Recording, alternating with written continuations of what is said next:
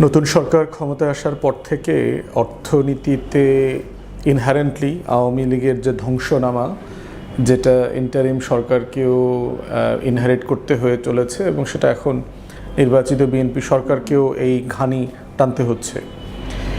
এবং এই চ্যালেঞ্জ যুদ্ধের কারণে এবং সরকারের বিভিন্ন মিসম্যানেজমেন্টের কারণে এটাকে আরও জটিল করে তুলছে।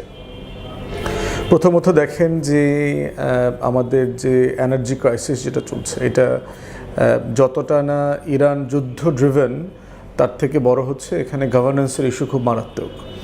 যে সরকার নিজেদের এই ইন্টারনাল যে ক্লাউন আছে, পলিটিক্যাল ক্লাউন্স, এদেরকে সে ম্যানেজ করতে পারছে না, অথবা ডেলিভারেটলি করছে না, তাদেরকে চুরি করতে দিতে হচ্ছে। যেহেতু তারা বহু বছর ধরে 17 বছর ধরে রোজা রেখেছে, তাদের এই রাজনৈতিক রোজা রাখা শেষ হওয়ার পরে এখন তাকে তো রাজনৈতিক পুনর্বাসনের অংশ হিসেবে রাজনৈতিক ইফতারের ব্যবস্থা করে দিতে হচ্ছে আর কি, জনগণের টাকায় এবং জনগণের ভোগান্তিতে।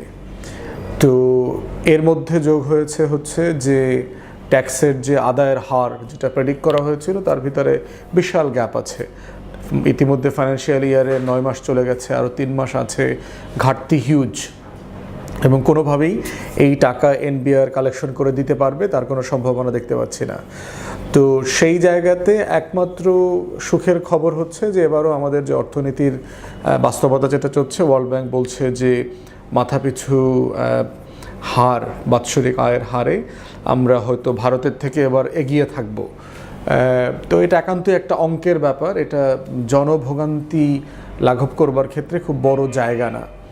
এর ভিতরে আবার দেখেন যে আইএমএফের যে কিস্তি, যেটা শেখ হাসিনার আমল থেকে নেগোশিয়েট করা হচ্ছিল, সেই কিস্তির জন্য এবং এডিশনাল লোনের জন্য আমাদের মাননীয় অর্থমন্ত্রী এবং তার টিম, বাংলাদেশ ব্যাংকের যে ঋণখেলাপি গভর্নর আছে, তারা ওয়াশিংটনে গিয়েছিলেন এবং তারা খুব ভালো খবর নিয়ে দেশে ফেরেন নাই। অনেকগুলো কারণ আছে এবং এই কারণগুলো বোঝাটা গুরুত্বপূর্ণ। তার ভিতরে প্রথম হচ্ছে সরকার যে জনতুষ্টিমূলক যে ম্যানিফেস্টো ওয়াদাগুলো করেছে, সেগুলো বর্তমান অর্থনৈতিক কাঠামো এবং যে দুর্বল গ্রোথ, এই গ্রোথের সাথে যায় না। যেমন ধরেন ফ্যামিলি কার্ড দেওয়া, হেলথ কার্ড, কৃষকদের ঋণ মৌকুফ করা, ইমাম মুয়াজ্জিনদেরকে ভাতা দেয়া, এগুলো জনতুষ্টিমূলক এবং খুবই ভালো কাজ নিঃসন্দেহে।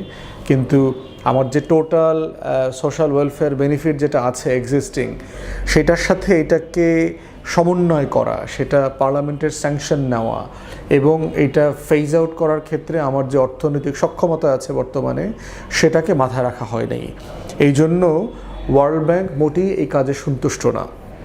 দ্বিতীয়ত হচ্ছে বাংলাদেশ ব্যাংকের গভর্নর থেকে শুরু করে এই যে সম্প্রতি ব্যাংক রেজুলেশন আইন এবং আরও যে ব্যাংকিং রিলেটেড যে রিফর্ম প্রস্তাবনাগুলো পার্লামেন্টে রাটিফাই না করে বাতিল করে দিয়েছে, রহিত করে দিয়েছে, সেগুলো নিয়ে তারা কনসার্ন এবং তারা এটাতে মোটেই সন্তুষ্ট হয়নি।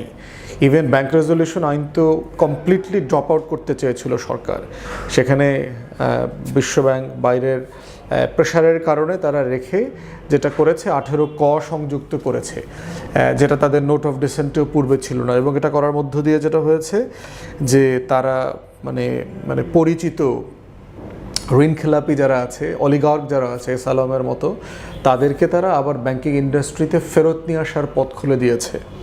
তো এইসব কারণে যেটা হচ্ছে যে অর্থনীতির যে বাস্তবতায় আমরা বাস করছি, সেখানে এমনিতে আমার টাকা নাই, এমনিতে আমার রেগুলার বাজেট অ্যাক্টিভিটিস চলছে না, এমনিতেই আমার ট্যাক্স ভ্যাট আদায়ের হার খুবই পুয়ার এবং সেটা অ্যাচিভ করার কোনো সম্ভাবনা দেখতে পাচ্ছি না। গ্রোথ রেট 3.5-এর বেশি হবার কোনো সম্ভাবনা দেখতে পাচ্ছি না। এবং আওয়ামী আমলের চলা যে অর্থনৈতিক বিশৃঙ্খলা, এইটার যে ধারাবাহিকতা চলছে, সেখানে শৃঙ্খলা আনার বদলে বিশৃঙ্খলাকে প্রমোট করবার জায়গা চলছে। বাংলাদেশ ব্যাংকের গভর্নরকে নিয়ে যে কাণ্ড তারা করেছে, আহসান মনসুর সাহেবকে যেভাবে অপমানজনকভাবে বিদায় দিয়েছে, একজন ঋণখেলাপিকে বিএনপি নির্বাচন কমিটির সদস্যকে অ্যাপয়েন্ট করেছে যার এই রিলেটেড কোনো যোগ্যতা নাই, ব্যাংকিং ইন্ডাস্ট্রিতে তার ন্যূনতম কোনো যোগ্যতা নাই এবং কোনো অভিজ্ঞতা নাই। এবং অকটেন পেট্রোল ডিজেলের দাম বাড়ানো হয়েছে মানে হচ্ছে যে এখানে আরও প্রায় আপ টু 15-20% দাম বাড়ানো হয়েছে। এটার আবার কনসিকুয়েন্স আছে, ব্যবসা বাণিজ্য, সেচ, সারের প্রোডাকশন তো বন্ধ। শুধুমাত্র ঘোড়াশাল পলাশে দেখলাম সম্ভবত 60 চলছে, বাকি সবগুলো সার কারখানা বন্ধ। ইস্টার্ন রিফাইনারি প্রায় সাসপেন্ডেড অবস্থায় আছে। তো টোটাল ইকোনমি কিন্তু কলাপস করার মতো অবস্থায় চলছে। গার্মেন্টসের প্রচুর অর্ডার দেখলাম, এনার্জি ক্রাইসিস, যুদ্ধ, এক্সপোর্ট করে অন টাইমে পাঠাইতে পারবে কি না, এই অনিশ্চয়তায় কিন্তু প্রচুর অর্ডার বাতিল হচ্ছে। অর্ডার বাতিল হওয়া মানে হচ্ছে অনেক গার্মেন্টস বন্ধ হয়ে যাবে আগামী এই পুরো সামার সিজনে, যেটা আলটিমেটলি ক্রিসমাসের যে অর্ডার থাকে ওয়েস্টার্ন কান্ট্রিতে, সেখানে সিরিয়াসলি অ্যাফেক্ট করবে। তো সব কিছু মনে হচ্ছে যে অর্থনীতি ইজ ইন ট্যাটার্স। সেই জায়গা থেকে একটা ন্যাশনাল কনসেনসাস দরকার। আমরা সরকারকে বলবো, মাননীয় প্রধানমন্ত্রীকে বলবো, আপনি দেশের ভিতরে শৃঙ্খলাটা মেনটেন করেন।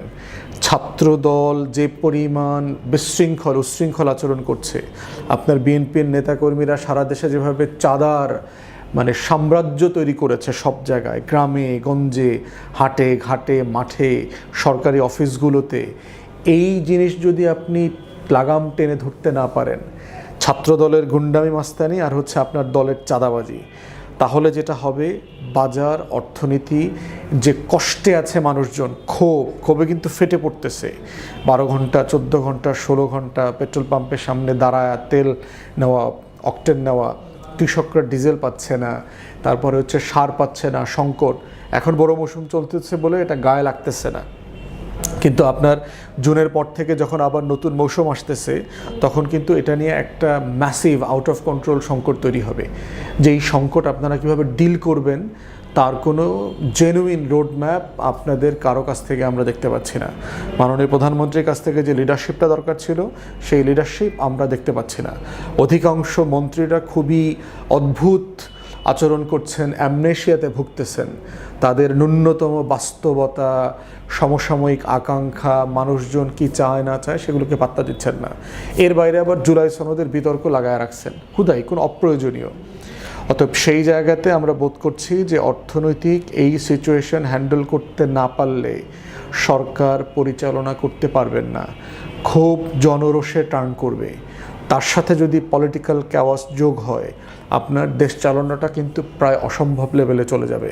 তাহলে আলটিমেটলি যেটা হবে, আমরা গণ অভ্যুত্থানের পক্ষে শক্তি সবাই মিলে যেভাবে একটা দেশ চালানোর স্বপ্ন দেখছিলাম, সেই জায়গাটা ব্যাহত হবে। এই অস্থিরতার বেনিফিট নেবে হচ্ছে আমাদের শত্রু রাষ্ট্র এবং শত্রুপক্ষ, আওয়ামী লীগ, ভারত থেকে শুরু করে এই যে পতিত এবং ক্ষমতার যে ডিপ স্টেট, ক্ষমতার যে ভরকেন্দ্রগুলো আছে, গোপন ভরকেন্দ্র, যারা বাংলাদেশে অস্থিরতাকে কেন্দ্র করে আপনার লুটপাট করে পয়সা কামায়, সেই কেন্দ্রগুলো। এই তেল গ্যাস জ্বালানির সংকটের ভিতরে দেখলাম দুইটা খুবই অপরিচিত অখ্যাত দুইটা কোম্পানিকে, যাদের কোথাও কোথাও লেখা দেখলাম তাদের ওয়েবসাইট পর্যন্ত খুঁজে পাওয়া যাচ্ছে না, ইয়ার এনার্জি, এজি ইন্টারন্যাশনাল এরকম, তারপরে R&K ট্রেডিং কে কিছু একটা, এরকম দুইটা কোম্পানির নাম দেখলাম। তাদের কোনো ওয়েবসাইট পর্যন্ত নয়, একটা ইংল্যান্ডে একটা সুইজারল্যান্ডে রেজিস্টার্ড। তাদেরকে 2 লক্ষ টন ডিজেল আনবার জন্য সরাসরি টেন্ডার ছাড়া সরকার কাজ দিয়ে দিয়েছে। তাহলে আপনি কি করছেন? জনভোগান্তিকে, টেনশনকে কাজে লাগায়ে একটা থোক ঋণ এনে, অথবা ডোমেস্টিক খাত থেকে ঋণ এনে জনগণের ট্যাক্সের পয়সা দিয়ে এইটাকে ক্রেডিট আকারে দিয়ে দুইটা কোম্পানিকে থোক দিচ্ছেন, যেখানে কোনো জবাবদিহিতা নাই।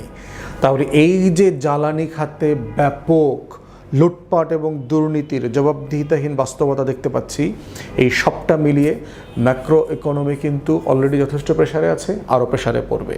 সো আপনি এই সব কিছু মিলায়ে কিন্তু আপনার সরকার কিন্তু প্রচুর ক্যাওয়াসের মধ্যে আছে। আপনার কিন্তু কপাল ভালো না মনে হইতেছে সাম রিজন। আপনার অযোগ্যতা, অদক্ষতা প্লাস হচ্ছে কপাল ভালো না, এই সব মিলায়ে কিন্তু এক জায়গায় হয়ে গেছে। অতএব সেইটা আপনি কীভাবে ডিল করবেন, সেইটা আপনাকে সিরিয়াসলি ভাবার প্রয়োজন আছে। ধন্যবাদ।